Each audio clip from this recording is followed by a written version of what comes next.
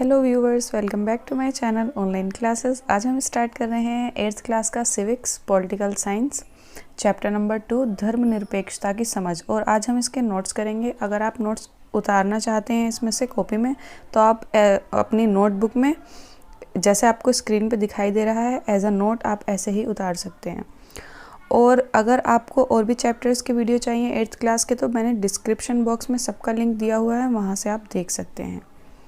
देखिए, इतिहास में हमें धर्म के आधार पर भेदभाव, देश से निकाल देना, बेदखली, अत्याचार हिटलर ने जैसे कि यहूदियों के साथ किया, और अब वही इजराइल में अल्पसंख्यक मुसलमानों के साथ और ईसाई धर्म के लोगों के साथ यहूदी खुद वैसा व्यवहार कर रहे हैं। इस तरीके की चीज़ें हमें इतिहास से ही देखने के लिए मिलती हैं। इतिहास में जब हम देखते हैं तो हम देखते हैं कि हिटलर ने यहूदियों के साथ बहुत ही ज़्यादा बुरा व्यवहार किया।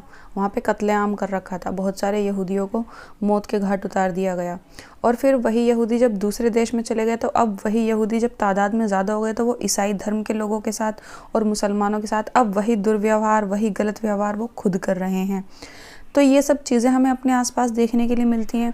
जहाँ पर भी एक धर्म के लोग ज़्यादा तादाद में हो जाते हैं, ज़्यादा हो जाते हैं, वे दूसरे धर्म पर भेदभाव करना शुरू कर देते हैं, चाहे वे किसी भी धर्म के लोग हों।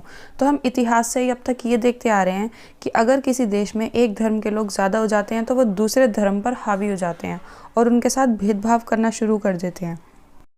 इस भेदभाव को ख़त्म करने का नाम ही धर्मनिरपेक्षता है। यहाँ पे हम धर्मनिरपेक्षता के बारे में समझेंगे। तो सबसे पहले हम समझते हैं कि धर्मनिरपेक्षता का अर्थ क्या होता है।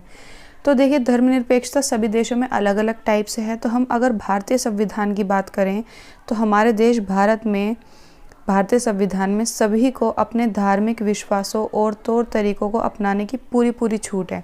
मतलब सभी अपने धर्मों का पालन कर सकते हैं, सभी अपने धर्मों के जो संस्थाएं होती हैं वो बना सकते हैं, मंदिर मस्जिद गुरुद्वारे बनवा सकते हैं, वहाँ पे शिक्षा दे सकते हैं, शिक्षा ले सकते हैं। उसके लिए भारतीय राज्य ने धर्म और राज्य की शक्ति को एक दूसरे से बिल्कुल अलग रखने की रणनीति अपनाई है। मतलब ये कि सरकार या जो भी शासन करेगा वह धर्म में या धर्म के किसी भी मामले में अपना हस्तक्षेप नहीं करेगा, और धर्म देश में जो भी हो रहा होगा उसमें अपना हस्तक्षेप नहीं करेगा। मतलब दोनों की पावर्स अलग अलग हैं। धर्म को राज्य से और राज्य को धर्म से बिल्कुल अलग रखा गया है। इसका मतलब ये कि अगर हमसे कहा जाए कि धर्मनिरपेक्षता किसे कहते हैं, तो हम कह सकते हैं कि भारतीय संविधान सभी को अपने धार्मिक विश्वासों और तौर तरीकों को अपनाने की पूरी छूट देता है। भारतीय राज्य ने धर्म और राज्य की शक्ति को एक दूसरे से बिल्कुल अलग रख रखा है। इसी अवधारणा को धर्मनिरपेक्षता कहते हैं। और अगर बिल्कुल ही छोटी सी लाइन में बताना हो, तो धर्म को राज्य से अलग रखने की इसी अवधारणा को धर्मनिरपेक्षता कहते हैं। आई होप आपको धर्मनिरपेक्षता क्लियर हो गया होगा। एक लोकतांत्रिक देश में ये बहुत ही ज़्यादा ज़रूरी होता है कि धर्म को राज्य से अलग रखा जाए। क्योंकि देखिए, जैसे कि हमारा देश भारत है, यहाँ तो इतने टाइप्स के समुदाय हैं, इतने टाइप्स के धर्म हैं, इतने टाइप्स के लोग हैं, नस्ल जातियाँ, इतनी टाइप्स की भाषाएं हैं। अगर हमारा राज्य धर्म में दखल देने लगेगा तो यहाँ तो लड़ाइयाँ शुरू हो जाएंगी। क्योंकि हो सकता है कि एक के लिए जो कानून अच्छा हो वो दूसरे के लिए अच्छा ना हो। तो इस तरीके से आपस में जातियों में, धर्मों में लड़ाइयाँ शुरू हो जाती हैं, जिसकी वजह से एक लोकतांत्रिक देश में ये बहुत ही ज़्यादा ज़रूरी हो जाता है कि धर्म को राज्य से अलग रखा जाए। राज्य से यहाँ पे मतलब है कि जो भी शक्ति वहाँ पे काम कर रही होगी, आप सरकार समझ लीजिए, फ़िलहाल यहाँ पे राज्य से सरकार का मतलब समझ लीजिए। दुनिया के सभी देशों में एक से ज़्यादा धर्म के लोग रहते हैं। मतलब कोई देश ऐसा नहीं है जहाँ पे सिर्फ एक ही धर्म के लोग रहते हैं। सभी देशों में बस ये है कि किसी धर्म के ज़्यादा रहते हैं, किसी धर्म के कम रहते हैं, लेकिन सभी देशों में एक से ज़्यादा धर्म के लोग रहते हैं। जैसे कि हमारे देश में तो सभी धर्मों के लोग रहते हैं। जहाँ एक धर्म के लोग ज़्यादा हो जाते हैं, वे दूसरे धर्म के लोगों के साथ भेदभाव शुरू कर देते हैं। इसलिए धर्म को राज्य से अलग रखना ज़रूरी है। अगर आपसे क्वेश्चन पूछा जाता है कि धर्म को राज्य से अलग रखना क्यों ज़रूरी है, तो आप बता सकते हैं कि दुनिया में सभी देशों में एक से ज़्यादा धर्म के लोग रहते हैं, और जहाँ पर भी एक धर्म के लोग ज़्यादा हो जाते हैं, वे दूसरे धर्म के साथ भेदभाव करना शुरू कर देते हैं। इसलिए धर्म को राज्य से अलग रखना ज़रूरी है। अब हम बात करते हैं भारतीय धर्मनिरपेक्षता की। तो भारतीय संविधान में कहा गया है कि भारतीय राज्य धर्मनिरपेक्ष रहेगा। हमारे संविधान के अनुसार कोई एक धार्मिक समुदाय किसी दूसरे धार्मिक समुदाय को दबा नहीं सकता, किसी भी मतलब उस पर प्रेशर नहीं कर सकता किसी भी तरीके से। कुछ लोग अपने ही धर्म के अन्य सदस्यों को नहीं दबा सकते। मतलब हमारे देश में धर्मनिरपेक्षता इसलिए रखी गई है ताकि एक धर्म दूसरे धर्म को ना दबाए।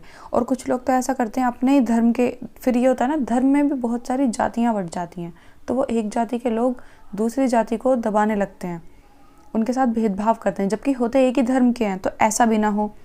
और राज्य ना तो किसी खास धर्म को थोपेगा कि सब इसी धर्म को अपनाएंगे, और ना ही लोगों की धार्मिक स्वतंत्रता को छीनेगा। मतलब सभी अपने अपने धर्म को फॉलो कर सकते हैं, उसे अपना सकते हैं, छोड़ सकते हैं।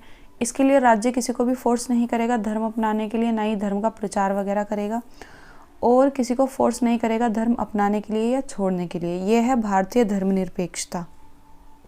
यहाँ पर समझने वाली बात यह है कि सभी देशों की धर्मनिरपेक्षता अलग होती है। जैसे कि अमेरिका वगैरह की तरफ अगर हम पश्चिमी देशों में देखें तो वहाँ पे धर्मनिरपेक्षता का मतलब ये होता है कि राज्य धर्म में इंटरफेयर नहीं करेगा और धर्म राज्य में इंटरफेयर नहीं करेगा। दोनों ही एक दूसरे के काम में दखल अंदाजी नहीं करेंगे और ना ही कोई हस्तक्षेप करेंगे।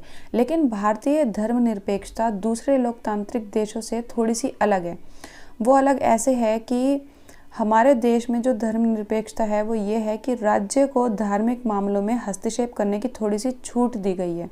राज्य धर्म में थोड़ी सी हस्तक्षेप कर सकता है, धर्म राज्य में हस्तक्षेप नहीं कर सकता।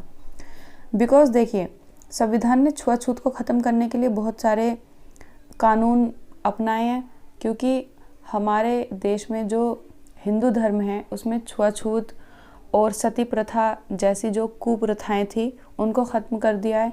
तो इस तरीके से राज्य ने धर्म में हस्तक्षेप किया है, उन्होंने धर्म में दखल अंदाजी दी है। वो इसलिए ख़त्म किया गया है क्योंकि ये प्रथाएं इंसानियत के लिए अच्छी नहीं हैं।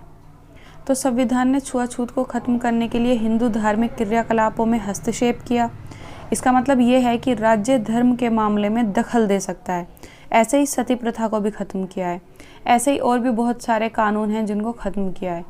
तो कहने का मतलब ये है कि भारतीय धर्मनिरपेक्षता में राज्य को धार्मिक मामलों में हस्तक्षेप करने की छूट दी गई है, जबकि अमेरिका में राज्य और धर्म दोनों ही एक दूसरे के मामले में किसी भी तरीके की दखल नहीं दे सकते। तो इस प्रकार से भारतीय धर्मनिरपेक्षता दूसरे लोकतांत्रिक देशों की धर्मनिरपेक्षता से अलग है। भारतीय संविधान अपने नागरिकों को मौलिक अधिकारों का भी आश्वासन देता है। हमारे देश में 6 मौलिक अधिकार हैं जो बहुत ही ज़्यादा अच्छे हैं, जैसे समानता का अधिकार, स्वतंत्रता का अधिकार, शोषण के विरुद्ध अधिकार। मैंने सारे अधिकार बहुत अच्छे से आपको सेकंड चैप्टर में करा दिए हैं। अगर आपने वो चैप्टर पढ़ा है तो आई होप आपको वो सब क्लियर हो गए होंगे। तो हमारा संविधान बहुत अच्छा है जो कि सभी धर्मों को छूट देता है, सभी जातियों को बराबर समझता है, और हमारा देश धर्मनिरपेक्ष है। आई होप आपको धर्मनिरपेक्षता का मीनिंग समझ में आ गया होगा।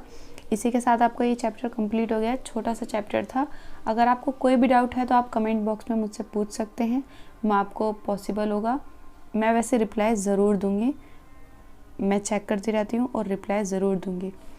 तो मिलते हैं नेक्स्ट वीडियो में। Bye guys.